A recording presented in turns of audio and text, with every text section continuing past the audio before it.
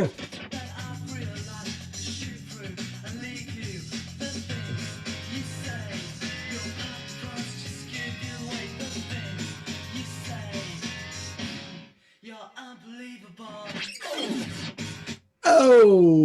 you're unbelievable. Yo, it's the Crack House Podcast. My name is Mike O'Sullivan. Joining me, as always, my man Chris Muscalino. What was up with the dice? And the fucking unbelievable. It's a little scratching, Mike. Yeah. I got my controller out. I was messing around before we went live here. On the ones and twos. The ones and the twos. Oh, a little bit of DJ speak, huh? That's all I know. The ones and twos. That's all everyone ever says anyway. Yeah, on the ones and the twos. So what's going on, man? Anything good? Nothing much, man. We got I guess football Sunday. Me and Mike are taping late this week. Yeah. Technical issues and whatnot. Some technical issues, no big deal. Remember the Hangover, Mike? If it's no big deal, he goes, "Give me the money."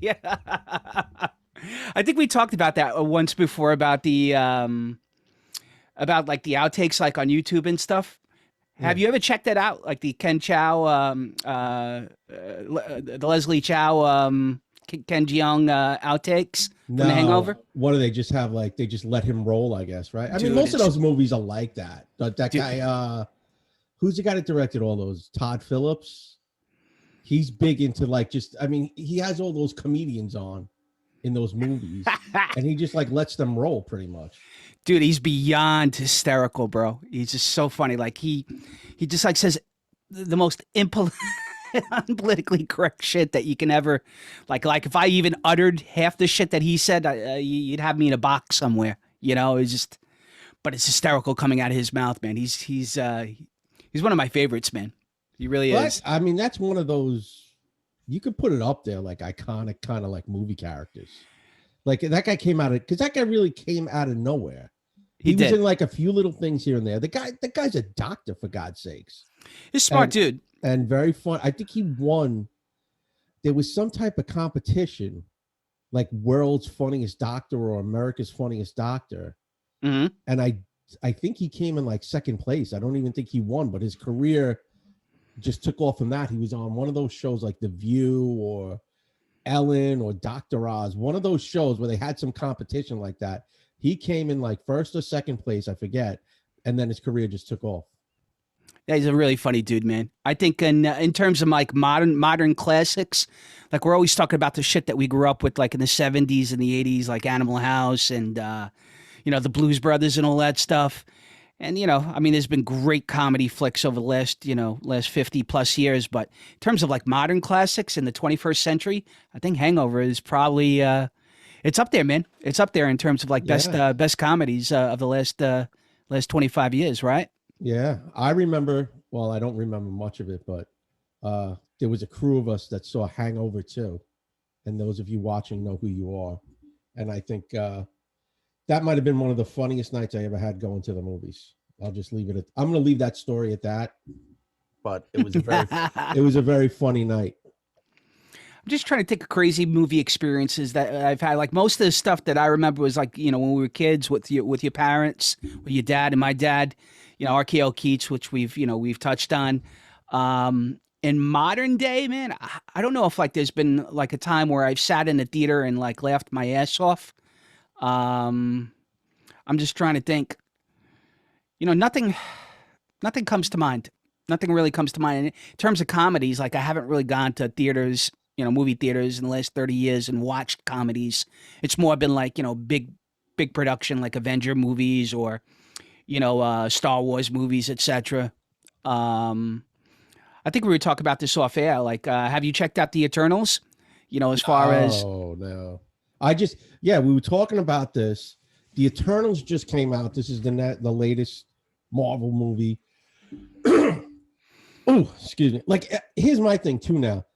The DC hasn't done it yet, but Marvel now is just doing it where they're just throwing shit against the wall, I think, with these movies. It's like, let's just get every character we got and make a movie and see what happens. Gotcha. You know, like did you really? I mean, you were a bigger comic book fan, I think, than me. And do you remember? Did you ever read the Eternals? Did you ever like know I about it? did. I Or? had a couple. I had a couple of comic books. I mean, it wasn't too interesting, so I never really was, too into it. But I'm aware of it. I've definitely checked it out. Do I think it's gonna do well? No. I just don't think it has that mass appeal. I think for like regular non-comic book non-nerd type people, no offense to anybody, I just don't think it has that kind of appeal that the Avenger movies have. Yeah. You know, uh, you've got like tons of really big actors like in those Avenger movies that kind of have cross-sex appeal. I just don't think that has any of it, and the story really isn't that interesting, Mike. I mean, it talks about the origins of the world, the origins of the world and stuff, dating back to like pre-Big Bang Theory type stuff. Um, yeah, I don't know, man. I mean, I had the comic books. I'm aware of it. I just don't think it's going to do very well. And I got to Yeah. be honest with you, the reviews that I've read are just abysmal, man. Yeah. Beyond abysmal. Same thing. Yeah. It's the first Marvel movie ever to get a Rotten Tomatoes rating. Hmm. Um, I saw a thing on YouTube. It was about 20 minutes. I watched about 15 minutes of it where it basically it gives all the spoilers of the movie. And it's like it's the origins of how they came to this planet, and they were like protectors, and they've been here forever, and all of them, they've all been involved one way or another in almost like every major world event. It just goes through their head. They've been here since like the dawn of time, basically. Right. But it like I said, it doesn't seem like, if you're a casual comic book fan, you basically look at this as like it's a science fiction movie. It's not even a comic book movie. It's just a science fiction movie, as far as I'm concerned. Right. Right. And like you said, they packed it full of, who's in it? Salma Hayek and Yeah, what's her face? I don't even know the actors or the actresses in it. It's a lot of, I just know I'm not going to Salma. call them no names and stuff, No, but still. Salma Hayek and Angelina Jolie, I guess, are the two big names. Okay. And what is it? There's a what the hell was the show you love? Winter's Coming. Oh, Game of Thrones. There's a Game of Thrones dude in there that kept hyping up. One of the biggies. He's in the movie as well, and I think from what I saw in this YouTube video, they tease him as becoming the Black Knight character eventually, probably down the road in these movies. Hmm. And then they got that Indian comedian Kumail Nanjiani, who may or may not have done steroids for the role. You can look at his before and after pictures. Dude, this guy he was like this skinny Indian comedian, funny guy, and then he got this role. He is jacked. Who's the big Indian comedian? Like the one big guy that's always, he's got shows and stuff. Aziz Ansari? Yes, yes. He's Sorry to my Indian boys out there, my Indian friends. Well, he's no big in offense. name. I think he's like 5'2" or something like that. He's a tiny little fella. Okay. But yeah, he's a big name. Russell Peters is also Indian. He's a Canadian Indian, I think, comedian. He's real funny. I've seen his stuff on. Is it supposed to be like a comedy or what? Or is it supposed to be like a? Well, it seems like what the Marvel movies always do anyway is add in. They always sprinkle in the light comedy. So I'm sure there's going to be right jokes here and there. And I'm like I said, I saw this video like 20 minutes long. There's another video out. Supposedly, all this movie does is drop Easter eggs and teasers to every other Marvel character in the universe. Like there's a scene where one of the characters has a shield, so it's like a drop to a nod to Captain America. I think there's like a Spider-Man reference. Every character gets some type of reference or nod to them. Mike, we were talking last night, about like stuff that's overextended its welcome, whether it be a TV show that's ended on time, not on time. Do you think the Marvel universe and the Marvel movies have kind of overextended their welcome? Have they saturated the market? I mean, the first Avenger, the first. Huh. Go ahead. Go ahead. No, you're right. I was gonna say, like, how many Avenger movies can you possibly make? Like, I'm a big comic book guy, like you mentioned. I bought it. I bought it when I was a kid. As a kid, I'm into all the stories and stuff. But like, at some point, when do you say, "All right, man, this is probably not the greatest of ideas," Yeah, but here's the thing: oversaturated isn't under. They've Hurricane Katrina the market. Yeah. both sides. But we got to look at it too. They've been given a license to print money with these movies. Yeah, to an I extent. I don't think any of them have lost money really. There's, No. I mean, if the movie makes $300 million, they consider it a bomb. It's still $300 million, you Yeah. know. At the end No, of the I day, agree.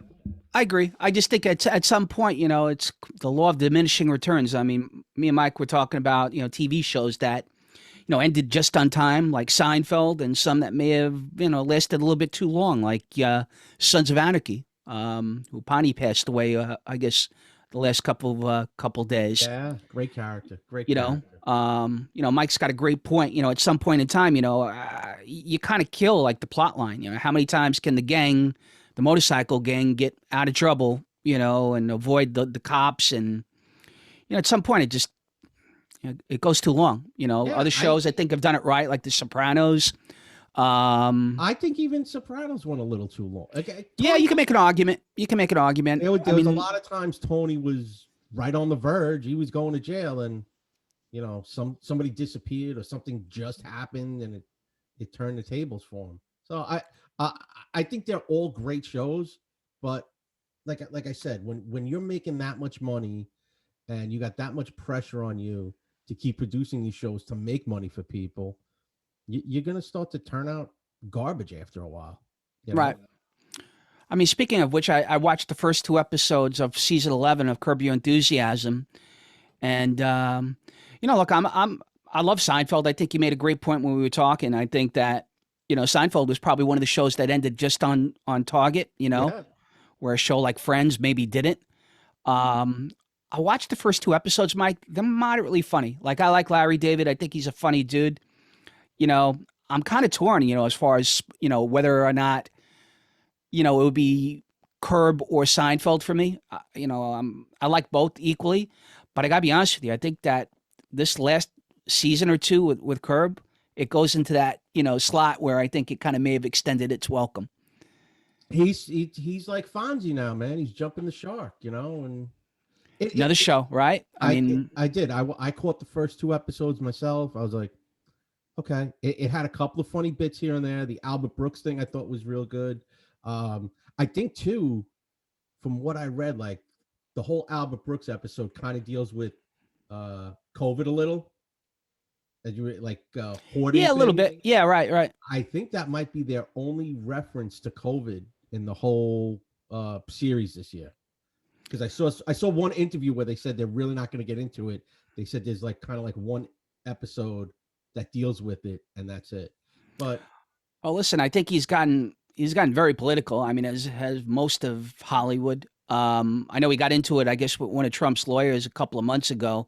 A very close friend, Dershowitz, I think the guy's name is. yeah, And I guess he confronted him like in front of a coffee shop, just like lambasting the guy for like his support of Trump. And he's like, Dershowitz said it. He goes, dude, you sound unhinged. It's like Trump derangement syndrome to like the max. So I guess on some level, David's a smart dude. So I guess he kind of figured maybe, the best thing is not to, mention politics so much. yeah. If that makes sense. I mean, he had a great episode. Was it last year with the Trump hat? Right. The Trump hat was a great episode. Okay. We're standing by for a second. But last year's episode, the Trump hat was a great episode. How he either polarized people with it or made friends with it. I thought it was a real funny show. No, I agree. Real funny episode. He's good, man. He's fucking Larry. Hey man, the guy's worth almost $1 billion just making comedy. So he's the brains behind Seinfeld. I mean, for those that don't know, he's the prototype for George. Yeah. I guess Costanza, Jason Alexander, I guess went in for an interview, and he was interviewing for the part, and I guess he was so good. Larry David was like, you're a real asshole. And he goes, well, my understanding is the part is you, right? He goes, this character is kind of modeled after you. He goes, yeah, I get it. He goes, but you kind of over embellished it. He goes, am I that annoying? Am I that irritating? It was a pretty funny interview. Basically, Jason Alexander kind of over embellished the character. And, I guess Larry David, in his Larry David way, was kind of ticked off that he did the character so good, knowing that that character was him, patterned after him. Yeah. If you But watch if you watch early episodes of Seinfeld, like that first season, and I've seen what's his face, Jason Alexander admit this. He goes, I was still trying to figure out the character. And if you listen to his voice, the first probably season, he's doing a Woody Allen impression almost every episode.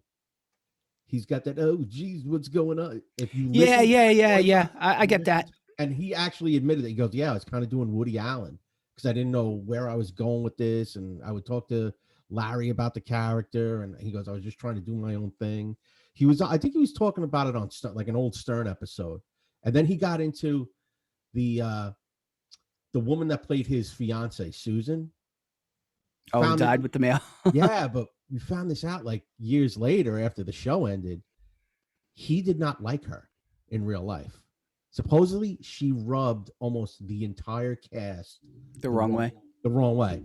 And Stern confronted him on it. He goes, what was up with what I forget her name. He goes, what was up with the woman that played Susan? And like you saw like his face, like, oh shit, here we go. And he was very diplomatic about it. He's just like, I guess we just had different styles of acting. And now this is David, or is this Alexander? This is Jason Alexander on an episode of Howard Stern years ago. Okay. Makes sense. I mean, she doesn't look like the most pleasant of people. I just go back and watch the old Seinfeld. I don't think we've ever really talked about it, but in terms of like greatest New York City sitcoms, is that up there? Is that number one? I don't know about number. It's up there. I don't know what would be the number. I mean, there's a really good one now that I've been watching, a Succession, which has gotten a whole bunch of awards about this guy who's like a Trump-like character who owns a huge conglomerate. He's got 4 kids, and I guess he's looking to retire, but not really retire. And it's really pretty interesting. Nobody have really known in terms of cast other than maybe Cox, who plays the patriarch. A couple of unknown actors, maybe Culkin, Culkin's brother, right? Yeah, Kieran Culkin. But in terms of like best New York City sitcoms, I mean, Seinfeld's got to be top 5, I think, right? Seinfeld's up there. Okay, all right. Just as New York as the back. All right, Barney Miller. I thought was a great. I thought it's as a cop, it's one of the funniest cop shows ever made. I think. But there's a New York background. What would be another good New York? I mean, it's Friends. Sex in the City. Yeah, you have. All right, there's a show. All in the Family, yeah, obviously. All in the Family. Billions. I watched Billions for a few years. Okay, I'll buy that. Great New York back. He incorporated on that show. There's so much incorporated in the city as far as like, especially if you're like a foodie. Like the restaurants, he would have celebrity chefs on the show because he was a billionaire. And if he wanted Wolfgang Puck to make him dinner, he'd fly Wolfgang Puck in and like the guy would do a cameo, or he had all these billionaire investors. And New York was always a great, they used New York so great as a backdrop in that show. As it's almost like another character. Is Friends the number 1 New York City sitcom? Absolutely not. I'm not a big fan by any means. I hated the show, to be honest with you. I thought it was. I hate when people compare. Like there's always that like internet meme of what was the better show, Friends or Seinfeld. It's not even close. Yeah, it's not even close. I think most people would agree on that. But Friends was tremendously popular. I mean, whether or not I liked it or not, I mean, it was a huge backdrop if you're in New York City. It had a huge run of success, maybe as great as Seinfeld in some circles. I think Seinfeld is obviously, well, in my opinion, I think more people prefer Seinfeld than Friends. But it's up there, man, for like New York City centric type shows. I mean, it's got to be there, right? I think, too, though, it comes down to like your age bracket, your age group. If you were in your early 20s or late teens watching Friends, you're going to love that more than Seinfeld. I think they were kind of out like that at the same time, though, right? I mean, Friends, I think was like it's like about a couple years before it, right? Friends came out like 94, 95. Seinfeld, I think, is 89. 89, right? Yeah. So it kind of overlapped for about 3 or 4 years. Yeah. But I mean, at one point, I think they were on the same channel and the same night, if I'm not mistaken, Thursday Yeah. night, right? Yeah, I Which think, was, Friends led into Seinfeld, I believe. I don't think you'll ever see something like that again in terms of like must see television where you have a block of television for about 2 hours where, you're glued and there's really no other options. I mean, think about Happy Days and Laverne and Yeah, Shirley, right? yeah, but that's all too. Like, we live in this, we cut the cord in one sense. You can DVR whatever you want. Right. We all watch. I mean, it's great now. You can actually watch television at your leisure now, whenever you want to. Think about it. We're talking right now, and the games, Football games, right? football games are starting. If I just hit a button right now, as soon as we're done with this, I'm going to go watch the game live. I'm going to go watch it from the beginning. I'm not going to have to rewind anything. I'm just going to hit a button. Right. And listen, I have a good buddy of mine. He always uses the term "feed the meter," and feed the meter is a term that he uses in as far as effectively canceling shows or not giving shows your patronage and forcing them to, I guess, conform to your views or whatever it is. What I mean by that is, hey, look, if you're an arch conservative, you're not watching The View. If you're a bleeding heart liberal, you're probably not watching Tucker Carlson. And I think that the DVR age and the cutting the cord, like you says, gives you the opportunity to kind of like really, I guess, form what's being presented to you, to an extent. You have legitimately 500 choices a day. Yeah. Of what to watch at any time. I mean, between Hulu, Netflix, Amazon, you like horror movies, what is it? That Shudder channel. There's a million channels to watch. And to think. You can just go down. How many times have you just gone down a YouTube rabbit hole? And the next thing you know, it's like 2 hours later, and it's like, dude, I think back when we were kids. I watched the X-Men Future Past again last night, and they made a reference. They had like these TVs, and the guy's like, oh, only 3 choices, 3 networks. Wow. Oh, and by the way, PBS. Yeah. I mean, it's come a long way. I mean, when we were growing up, at one point, I remember going out to your vacation house out east, and I remember watching like with the rabbit ears, as far as like you were lucky to get like Channel 5 or Channel 7 or something, out there. Well, we were like so far out. Well, not that far, but we were getting Connecticut channels, right? Yeah, it was right across the sound, and you would get like Connecticut channels.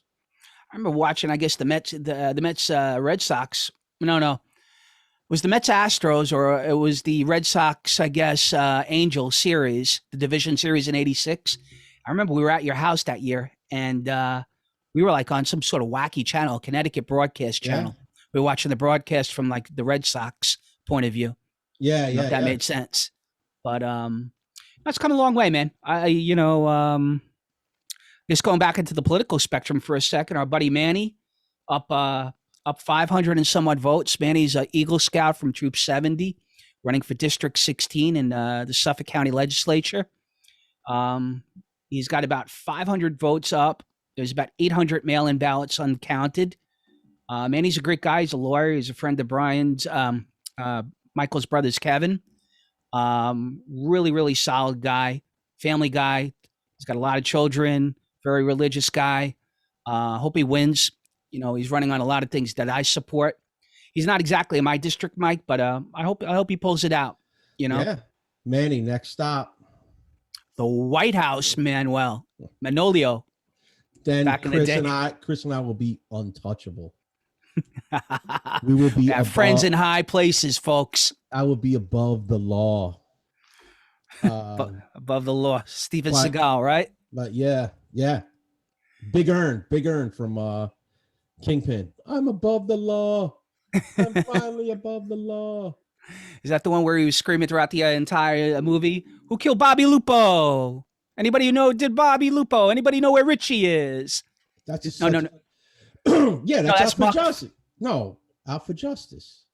Is that Out for Justice or Marked for Death? No, Marked for Death is the Jamaican posse. Screwface. Oh, Screwface, man. You know Screwface has 4 eyes and 2 heads, man. That was one of the coolest twists at the end when it's like, oh shit, he had a twin brother. Yeah, man. Yeah. That was a great movie. No, the Scott movies were good, man. He had like 2 or 3 good ones, and then I mean now that they're just like horrific. Oh no, bad. I Yeah, think the one on the boat that kind of mirrored like the Sandra Bullock train or bus movie. it was Die Hard on a boat under Oh, it was siege. bad. It was bad. Tommy Lee Jones too. That was a Tommy Lee Jones is in that. Gary Busey, I think, is in that one. Right. And There were a few. I kind of lump him like in the same bracket as like Jean Claude Van Damme. Van Damme had really like 1 or 2 really good movies, and then it went down really. yeah, quickly. they were the second tier guys. You know, If you like how good was Bloodsport? Bloodsport's You break my record? No, I break you. Chong Li. Chung Lee.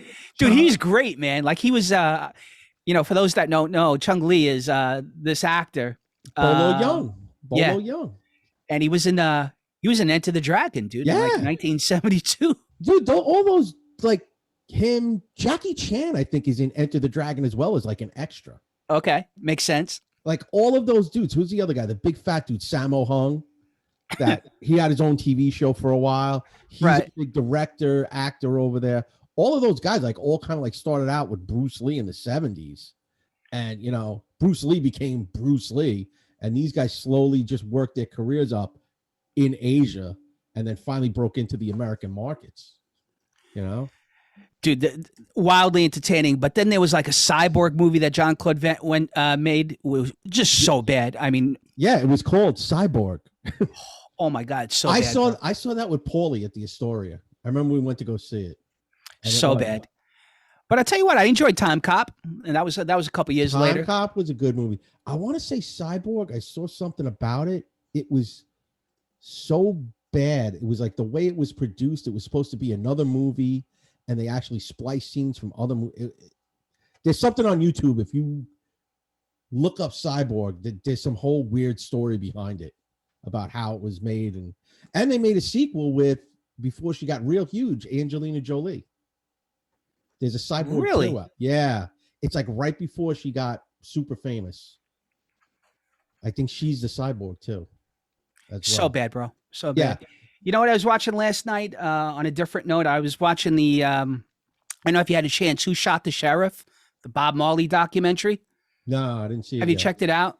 I'm a big Bob Marley fan, man. For my Jamaican friends out there. Is that on Showtime? It's on Netflix, actually. Netflix, okay.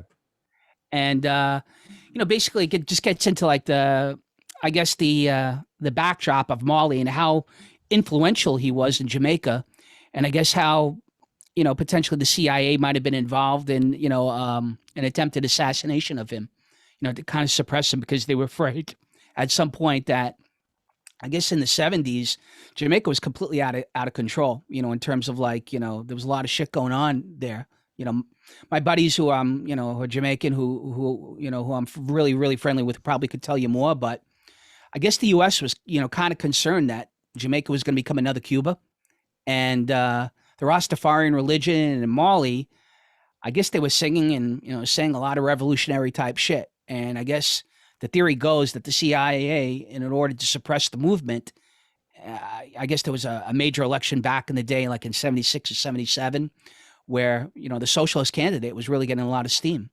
And it's pretty interesting, man. I mean, I've read a lot about Marley. He's like right up there with Strummer in terms of my all-time favorites.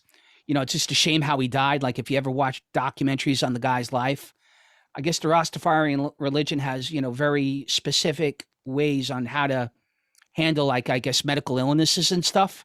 I think he was playing soccer at some point and he had a toe injury that eventually developed into gangrene, and they caught it way too late.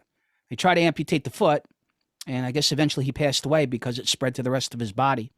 Guy was a really young dude too, like 31, 32 years old when he passed away. I thought he had, wow, man, I always thought it was cancer that killed him.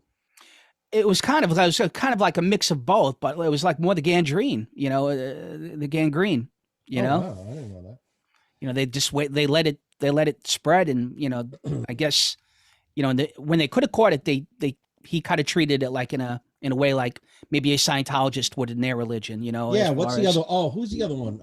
The Val Kilmer documentary is the same kind of thing, right? With Christian scientists, like yeah. you don't. That's it, man. I think Mormons, too kind of have a thing like that where like you're sick, I don't know, man, and that's it. Like God will find a way. I don't know. Does that stuff like kind of translate into like the vaccine type stuff? I mean, can you kind of get around that? You know, if you're a Mormon or a Well, Scientologist or well, there's that whole thing now. Well, if you don't want that shot or the vaccine or whatever, I think you can say I have medical religious exemptions. I'm sure that's on there. I'm sure there's a list of these religions reject modern medical science. Like, all right, you're Amish or a Mennonite. They still think it's 1505, man.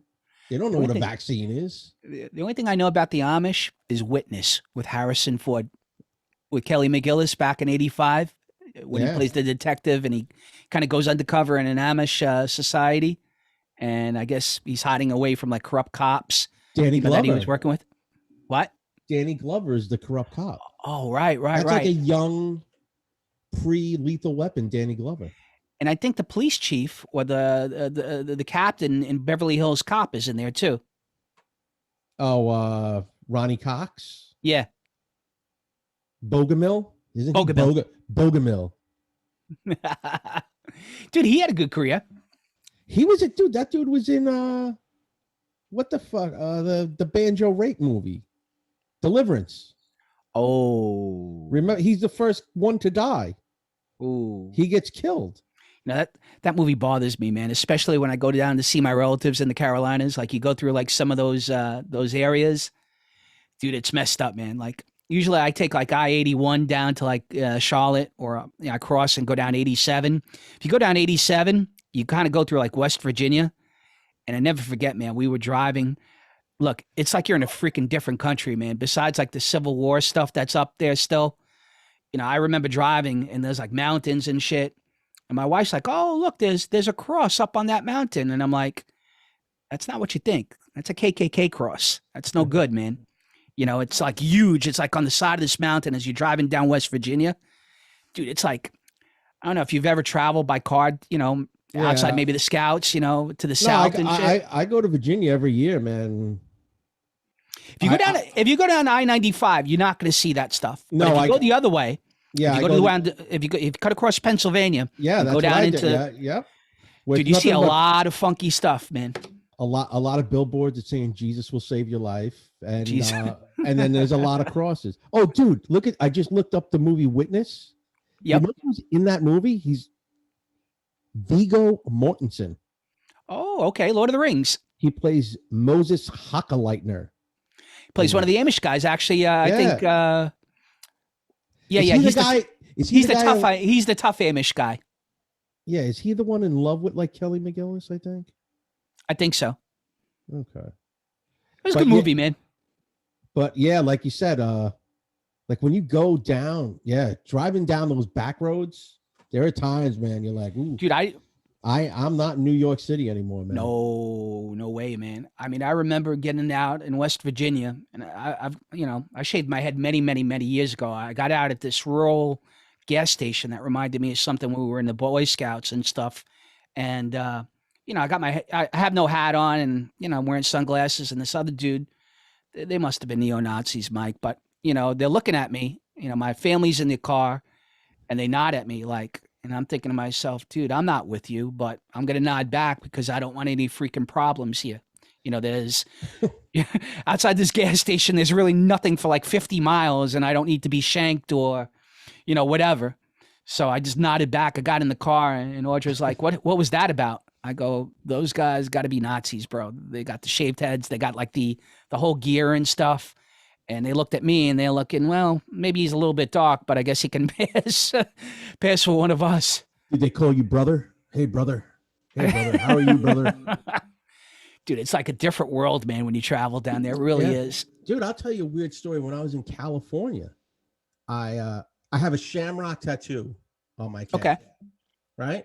Typical dumb Irish guy move, the shamrock tattoo on the calf. I had a crew cut at the time. And we're in Disneyland in California, and this one dude just kept staring at me. I had a crew cut and a goatee. I looked like Like I was like Ed You thought, Norton in American History X. or he thought you were one of the guys from U2. But the guy just kept staring at me and staring at me, and he would look at my leg and stare at me. I think he thought I was in the Aryan Nation. Because that's like one of it's their really things. crazy, man. Yeah, like that's the thing, man. Being in New York, you don't know, like the only white gang you know in New York is the mafia. Like Right. you don't realize it as you go out. There's like, there's neo-Nazis, the KKK, some the of Aryan my best Brotherhood, the biker gang. Like we don't have white biker gangs really. You know what it is, Mike? You know, I have really good friends, a Jamaican or African American, whatever, and it's like we talk about this, man. And they're like, yo, Musk, you know, you're different, man. I go, what do you mean? They, you know, you're not like one of these regular, you know, racist assholes, you know. And I'm like, I think a lot of them, you know, in the conversations that we've had, it just stems from where we grew up. You know, like Astoria, Queens, is just like so diverse. Like, even if you had any leanings towards that, you just got exposed to so many different cultures. It was just like really impossible, I think, you know, on a lot of levels to, develop a certain way. You know, I mean, how many different cultures, how many different people, you know, that you encountered when we were growing up? I mean, it was crazy. Other than McClancy, which, you know, to be honest with you, was like playing for the Boston Celtics in the 80s, you know, I mean, and then when I got to St. John's University, it was the same deal. You know, it's just like you went from really a diverse cultural mix, you know, in Astoria to like a diverse cultural mix at St. John's University where you had all sorts of people, you know, so I just think a lot of these places, man, you don't get that kind of exposure. And it's like, you know, I guess the old adage is you fear what you don't know, right? That kind of deal. Yeah, definitely. Because You know? I felt like that when I like you said, when growing up in Astoria, you had pretty much like I think every country in the world was represented in that neighborhood. Like we went to school with kids from like every part of Central America. Yeah. We went to Catholic school and had like Indian kids in our class. Sure. We had Greek Orthodox kids in our class because there was so many Greek Orthodox in Astoria. They couldn't fit them into all the Greek Orthodox schools. They wanted them coming to our schools. I think I remember Bob Costas saying it back on one of the big sports shows. Astoria has the largest Greek population outside of Athens in the world. Yeah. I mean, think about that for a second. Yeah. I told this to a few people that live in Astoria now. Like, you don't know at one time they wanted to change Ditmars to Athens Avenue. Athens Avenue, right. Sure. Yeah, remember that back in the 80s? Like every storefront was in Greek. Every storefront was either in Greek or had that little sign that says "We speak Greek" inside. Right. So, listen, man. I mean, for those that grew up in Queens or even Brooklyn to an extent, or the Bronx, I mean, I'm sure each of the boroughs has their own little place. I just felt like Queens. You know, I've been throughout New York State. I've been throughout the city, just like you. I mean, you can go from like a completely Greek, a town like Astoria. You can go to incredibly, Asian population in Flushing, right?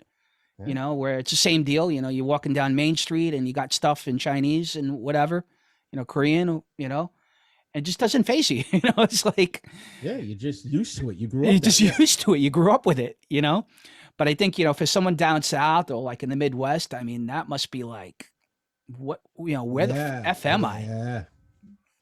Yeah. And conversely, like when I'm driving and I see Jefferson Davis Highway and I see three crosses, like on a huge mountain in West Virginia, I'm thinking to myself, you're not in Kansas anymore, Toto. I really got to watch what I say down here. Nah, it's wild, man.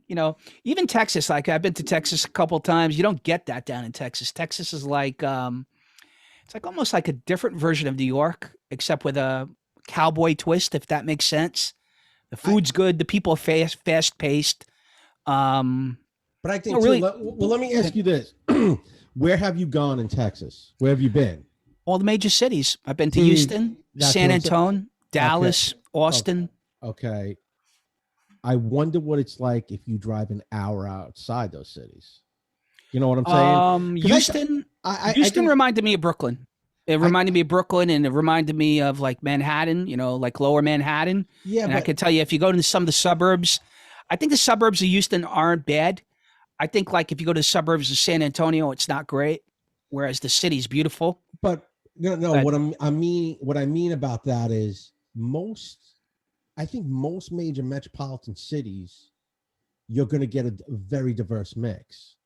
It's when you go outside those cities is where you might encounter like the three crosses on the mountain, or you know, people who don't think the way you think, or are going to have definitely, there's going to be like one giant group of people with their opposing views to your views, or vice versa, or whatever.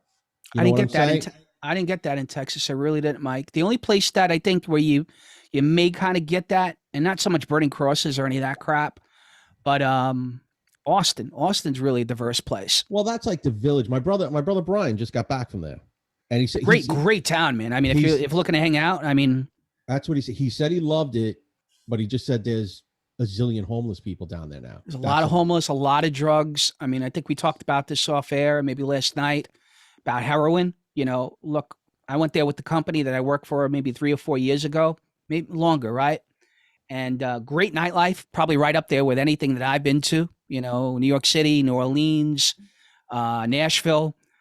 But I got to tell you, like in terms of like homeless, I mean, the people laying on the street, who's shooting up, and you know, as you walk into the bar, that kind of crap. I Yeah, guess at 12 or 1 o'clock at night, what they do is they bring out the horses like they do in New Orleans, and the cops ride down the main strip in Austin, Sixth Street, and they kind of shut the place down. yeah. You know, it's a Hey man, nice place to visit.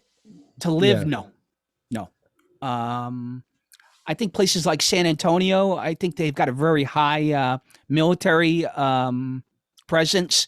I didn't get that like racist bullshit that you see like in the Southeast to an extent.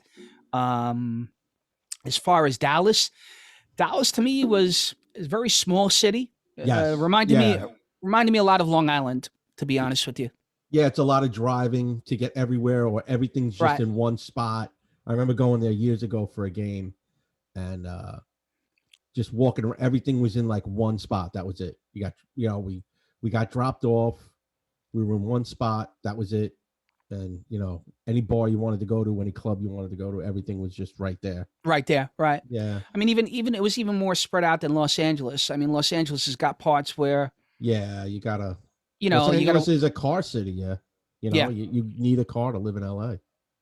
But no, I didn't get that. I didn't get that in Texas at all. I really didn't. Houston is like I said. Houston reminds me of a city up here. You know, it's a big city. Downtown Houston reminded me of Brooklyn, Manhattan, that kind of deal. Um, San Antonio, I mean, I just didn't see that kind of stuff, man. You got a heavily Hispanic population there. Um, dude, it feels like you're in a cowboy movie. I mean, like literally, like if you know, think about Young Guns or any of the old time Clint Eastwood movies. Like I'm walking around San Antonio, like it goes from like a completely metropolitan city to like all of a sudden smack the Alamos there, and it's like you know, you're walking down these streets and it's like it's weird, man. It's like you expect like a gunfight to break out. You know, it's like one of Yeah, those. I watched something on the travel channel. It was a travel channel or something else where they were selling houses down there. Yeah. Like houses are very cheap, I guess.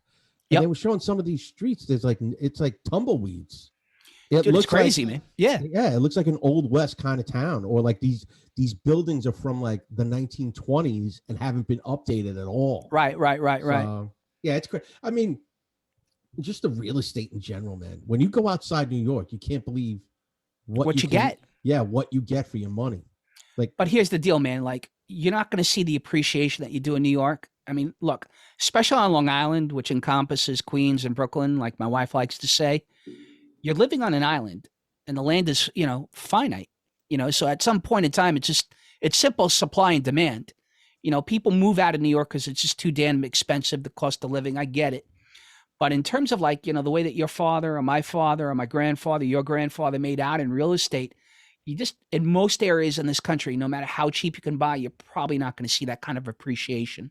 oh Meaning no, no, like no, no. you're not gonna buy a property for $50,000 in some of these places and watch it go to $1 million in 50 years.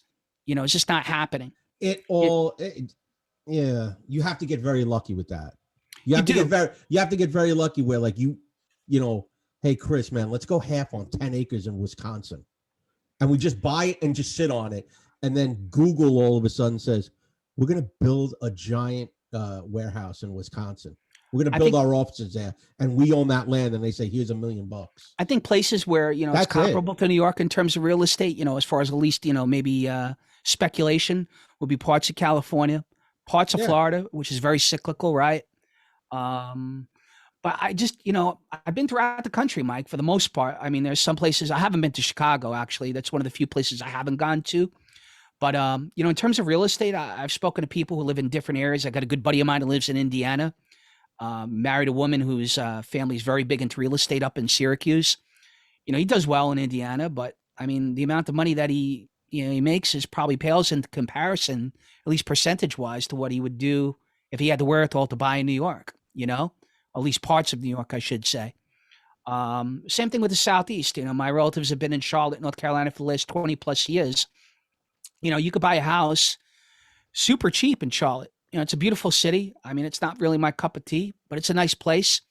Especially if you're looking for to cut a cost of living. But Oh, yeah, yeah. if you're looking to buy a house for 250, and you think in 10, 15 years that thing is going to go to 500,000, 750, you're gravely mistaken, man. It ain't happening. You'll probably see moderate appreciation, 3 to 5%. Which I gotta be honest with you, for a lot of people, and even our parents, our grandparents, and stuff, a lot of their nest egg and a lot of the wealth that they've passed along is due to real estate.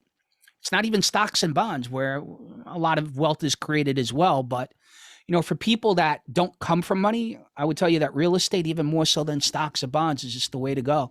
Yeah, I had a kid years ago. He was a rookie when I worked in Queens, and the kid was a real estate agent before he became a cop. He wound up quitting and going back to real Go estate back to real estate. because he made more money. But he said the exact same thing you did. He goes, if you're a guy that doesn't have much of an education, I mean, you're a college guy. I'm really not. But he goes, if you're a middle class guy that doesn't have a lot of money, maybe not that savvy with the stock market, he goes, real estate is the way to go. Absolutely. He goes, I've seen guys with GEDs become millionaires in like 5 years. I mean, think about it, Mike. I mean, I have a small stock account that I trade. I kind of know what I'm doing. I'm up about 65, 70% this year on a small amount of money. It's nothing crazy. If you do the math on something that like my grandfather bought a home. He bought the building in Astoria, probably 1955-ish, give or take. And I think the house at the time was worth $50,000. My family is talking about selling that place now for close to $2 million. So in my greatest years in trading stocks, I've done well, and I've taken my beatings too. I can't compete with that, man. Yeah. And I'll tell you what, when I was a broker years ago and speaking to really wealthy people, I would get these guys, these construction guys who allowed a lot of money, developers, that kind of deal. And they would give me what's called FU money, like what 10 or 20 bucks would be to somebody like us, or, 50 bucks or 100 bucks, whatever it is. And they would give me a little bit of money to trade. But, when I realized what their net worth was, I would always press them to invest more. And I remember a couple of them just saying to me, like, Chris, you could hit it out of the park for me stock market wise, but you're never going to compare to what I can do in real estate. Yeah. So, even Trump, going back to the day, I mean, you want to say that his father gave him a ton of money. He did, but a majority of their money was built on real estate. That's how they built that thing up. Father was incredibly wealthy. I'm not making him out to be any genius, even though I do, I do lean towards him. But the reality of it was, I mean, if you read his books are all predicated on him investing in real estate. I think down in Florida, he built up a whole bunch of developments. And for the immigrant class and for the middle class, like you said, that guy who said it to you years ago, I'm saying it to you. I mean, it's the best investment that you'll ever made. I mean, in terms of me leaving New York, my wife and I spoke about it at one point. We were talking about maybe potentially going to Charlotte or the Southeast at some point. And I'm like, when you really cut it down to, Mike, when you retire, I mean, you're a cop, so you got a good pension, your wife works, you have a house. For a lot of people, I don't have a pension. My wife has one that kicks in at 55. But the reality of it is, like, even with my 401k, a majority of my retirement is going to be, and my flexibility is going to stem from the appreciation that I bought in my home, which I bought, 15 years ago? And it's 10, 20, 30, 40. I'm up probably about 35, 40% on my investment. I live here, but in terms of the appreciation of my home in dopey little Long Island, Smithtown, I mean, homes have gone from a median average of like 350, I guess 15, 20 years ago to like close to 600 now. You're just not getting that in the stock market. And going back to our conversation about different areas, you're not really getting that in a lot of places outside of maybe like hitting it, the right time in Florida, which is incredibly cyclical, hitting a place like California, in the right time. I mean, we have a friend of the family, I guess on my mother's side, that I guess one of the guys that we know, one of my uncle's brothers, he moved out to Sacramento, I guess back in early 90s. I guess he bought a place for about 250, 300 grand, something like that. Places, in Silicon Valley. I mean, it's worth well over $2 million now. I mean, you're not getting that in Iowa. You're not getting that in No. Indiana. You're not getting that in, No, North Carolina or it's South all Carolina. about, it comes down to like all about being lucky too. Like I said, the next big place, a friend of mine who's an accountant, I don't know why we're still talking about this shit. He said Detroit. He goes, you want to become a millionaire? Start buying Invest in Detroit. Yeah. Invest in Detroit because it's all basically gutted right now, and companies are going to start going there. It's going to turn into a trade hub. Kind of like the corporation from RoboCop, right? Yeah, Omni Consumer Products. But he was saying like that's where Google's going to build another warehouse probably. Okay. It's going to be another like hub of Google, Amazon, whatever companies. That's the land is just going to be so cheap. So now if you say you did buy something for 20 grand and now Amazon turns around and goes, we'll give you 500 grand for the land. Okay. Yeah. That's a nice Makes little sense. investment. I mean, look, you could probably buy a pretty decent house for under 100 grand still in Detroit, kind of like you could upstate. buy a house.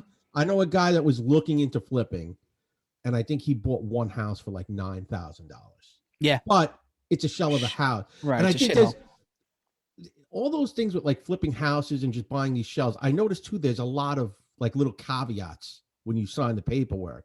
Like there are some places where you buy this house, it's a shell, and your goal is to flip it or whatever, or just hold on to it, maybe waiting for a big buyout. There are things where you actually, if you buy that house, you have to do work to it. You can't just leave it there. It has to be, I think, a house in like a livable condition, I think is what it's called. And you actually have to, now you spent 10 grand on the house. Now you might have to spend another 35 to 40 just to make it livable. So before I left the brokerage business, one of the things I kicked around was like, I guess, putting real estate investors together, pooling money and buying apartment buildings, like I guess the Astoria in Manhattan, that kind of deal. Never materialized. I had a couple guys that were into it, but it's a good thought, man. I mean, listen, I may do it again at some point. We got a guy, Jay, who's big into the real estate market, and use him, and his expertise. But there's definitely investment opportunity in this country. There always is when it comes to real estate. Going back to Omnicorp though, and RoboCop, I checked out a couple things lately. Have you ever seen the movie Chappie, Mike? That's kind of like a cross between RoboCop and that's the one with Hugh Jackman, right? Or yeah. I've seen bits and pieces of it. I really enjoyed that one. I saw another one last night where it's not exactly like it. It's Keanu Reeves Keanu movie Replica. I didn't see that one. So Replica is about artificial intelligence, where Keanu is a scientist whose family dies, and what he's doing is he's experiencing and transferring the human neural mapway into a robot. And basically, this military guy, he passes away. I guess he dies in battle. They try to transfer his consciousness into a robot. They end up doing it, kind of like RoboCop, on a much higher level, and the guy flips out and he kills himself. His family ends up dying. Keanu's family ends up dying, I guess, in a car accident. And I guess what he does is he kind of secretly transfers their consciousness into robots, which eventually become replicas of him.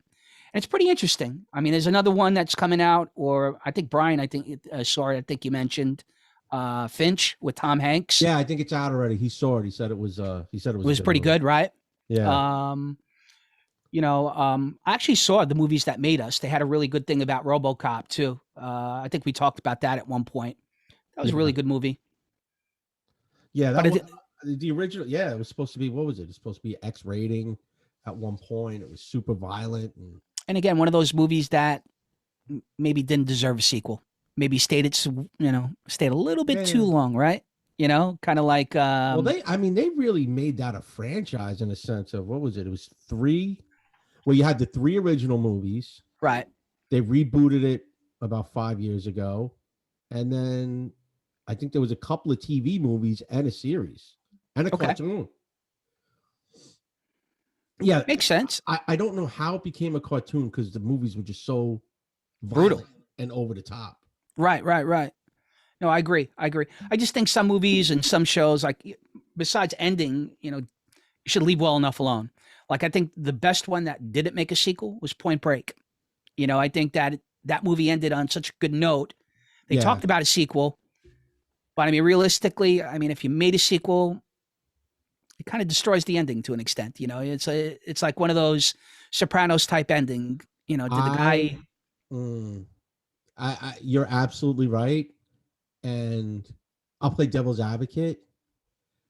I think if Patrick Swayze it was still alive today, I think just for the money grab, They would do it. they would have done it already.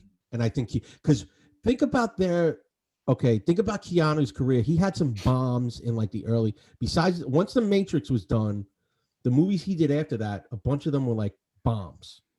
And then John Wick resurrected him like 8 years ago or whatever it was. So he had a big gap of not doing it. That 47 Ronin samurai movie he made was Horrible. horrible movie.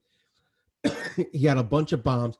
Patrick Swayze's career before he passed away, unfortunately, was kind of on the On the on the downside. definitely on the downside. So Yeah. I definitely could have seen a sequel being made.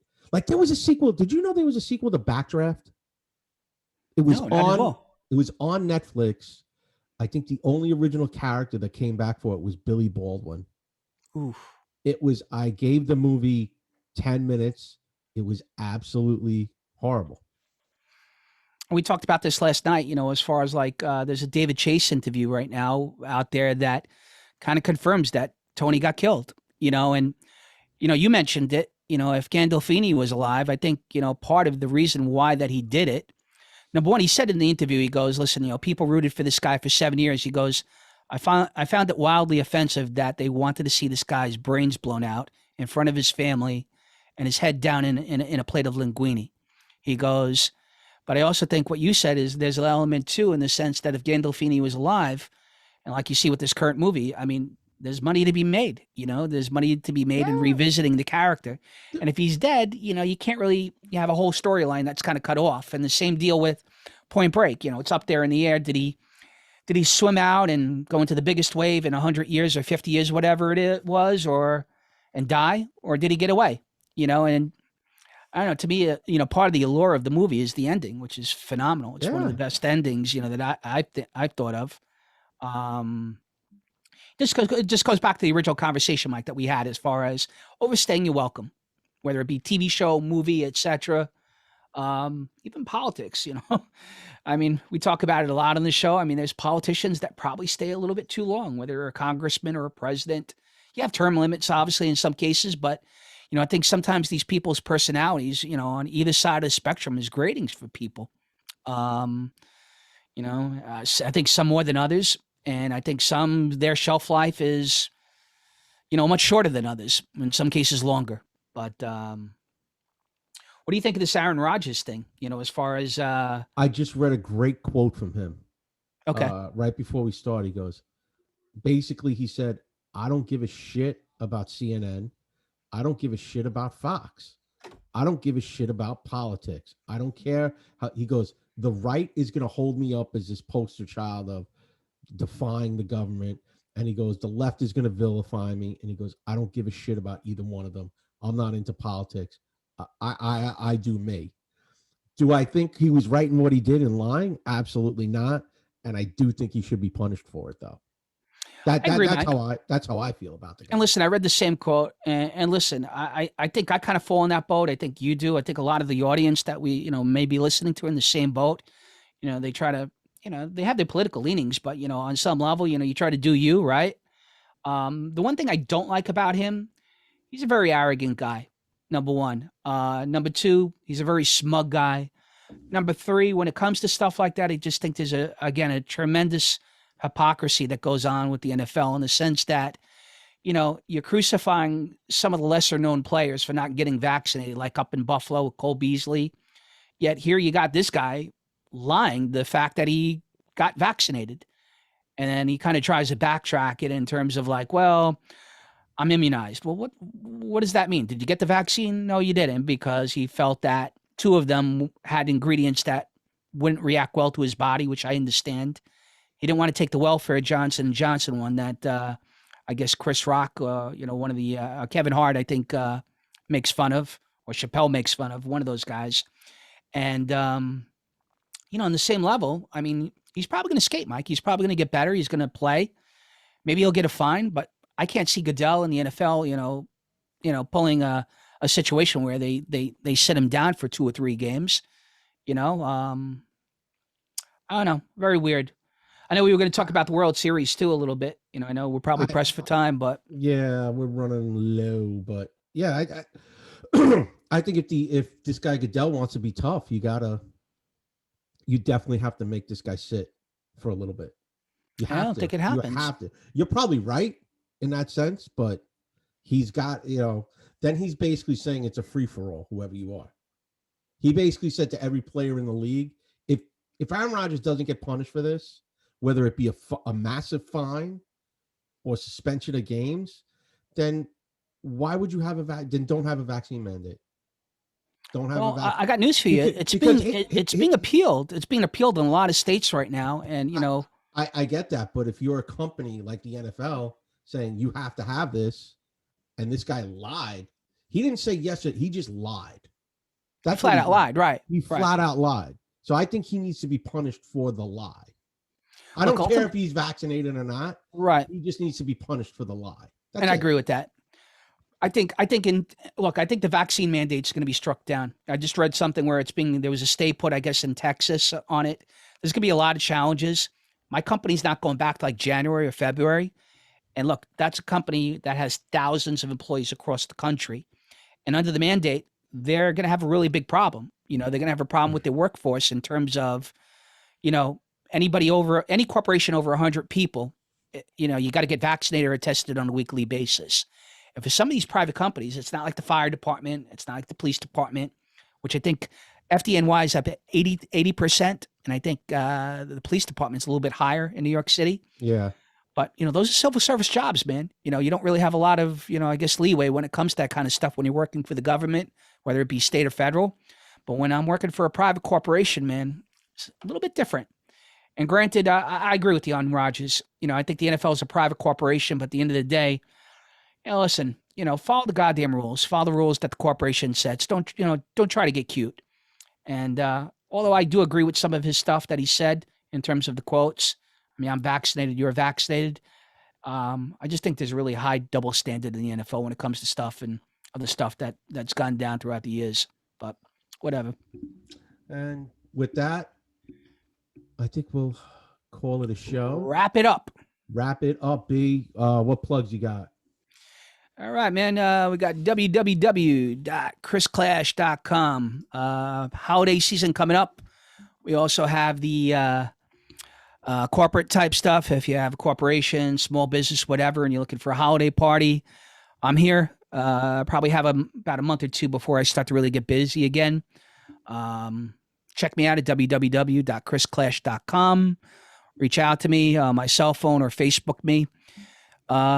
Please check out Jay Cristiano and Cardinal Financial at area code 844-442-7334. Use the promo code 4215. Also check out Tommy Devitt's place, Tommy D, the Mad Donkey on 36th Avenue in Astoria, New York, and 5 Star Shopping by Tommy. If you don't feel like shopping and going into potentially COVID-infested environment, supermarket-wise, otherwise, check him out. He does everything for you. Pretty good service. That's what I got today, Mike. All right.